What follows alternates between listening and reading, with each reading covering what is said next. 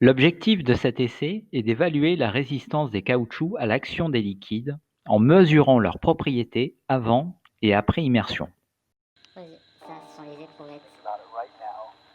La préparation des éprouvettes en immersion dans les fluides est identique à la préparation de celles en vieillissement et à la chaleur.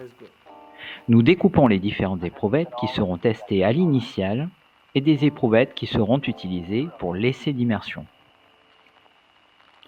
have more power than you might be giving yourself credit for. If you have something that's going on in your life right now that's challenging, painful. Dans le cas de la mesure de la variation de volume de l'échantillon, nous allons utiliser une balance de densité, balance de précision au milligramme près, munie d'un système de pesée dans l'eau. Nous allons mesurer la masse de l'échantillon dans l'air et ensuite la masse de l'échantillon dans l'eau. La différence entre ces deux mesures permet de mesurer le volume de l'échantillon avant immersion.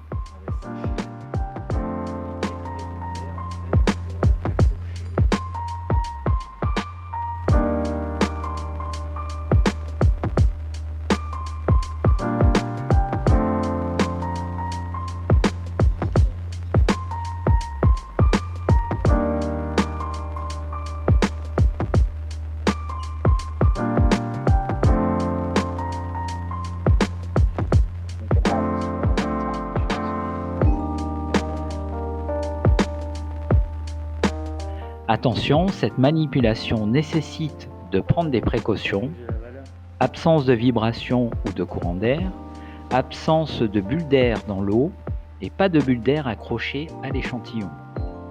On peut tremper l'échantillon dans un peu d'alcool et mettre un peu de savon dans le récipient contenant l'eau distillée.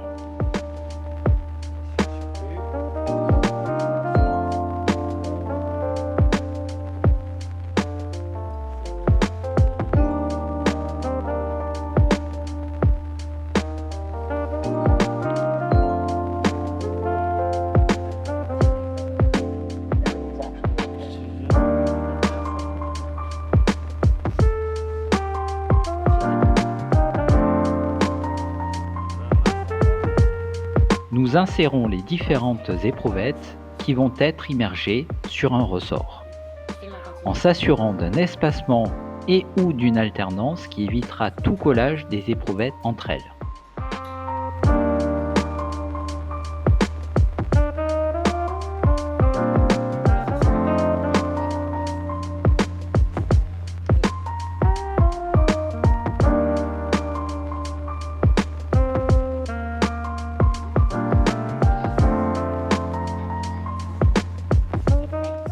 A little bit better care of yourself.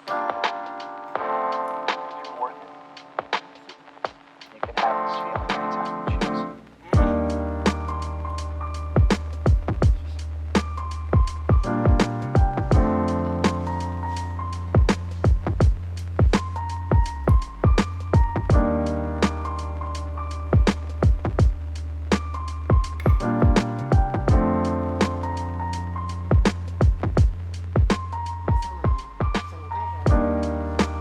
On installe le ressort dans un récipient contenant le fluide.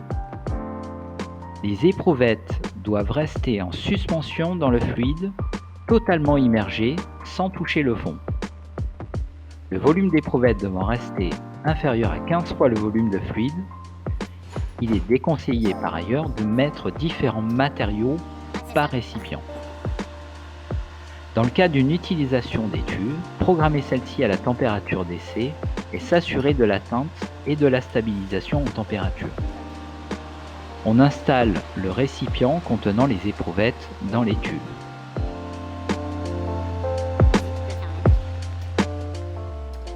À la fin de l'essai, on retire le ressort du fluide et on libère les éprouvettes.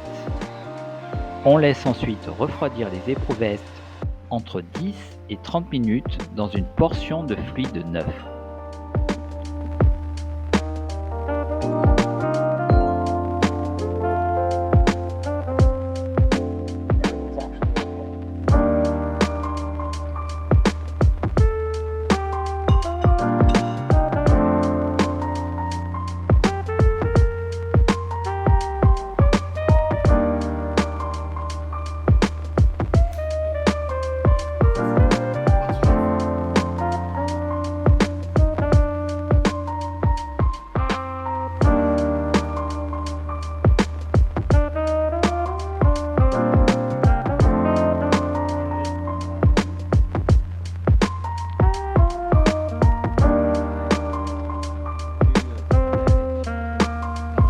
nettoie la surface des éprouvettes avec de l'alcool.